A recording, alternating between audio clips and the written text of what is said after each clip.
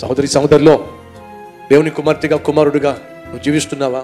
దేవుడే నా సర్వస్వం అని చెప్పి ముందుకు సాగుతున్నావా? దేవుడిచ్చినటువంటి సేవే, దేవుడిచ్చినటువంటి పరిచర్య, దేవుడిచ్చినటువంటి కుటుంబమే, దేవుడిచ్చిన ఉద్యోగమే, దేవుడిచ్చిన వ్యాపారమే, అయినా నాకు ఈ కష్టాలు ఏమిటి అని చెప్పి నువ్వు అనుకుంటున్నప్పుడు నీ కష్టాన్ని తీసుకెళ్ళి ఆ కష్టాన్ని తీర్చగలిగిన దేవుని చేతిలో పెట్టు. ఆపత్కాలమున నీవు నాకు మొరపెట్టు, నేను నీకు ఉత్తరం ఇస్తా. ఈరోజు మనలో చాలా మందికి ఉన్న పెద్ద సమస్య దేవుడు చెప్పంటారా?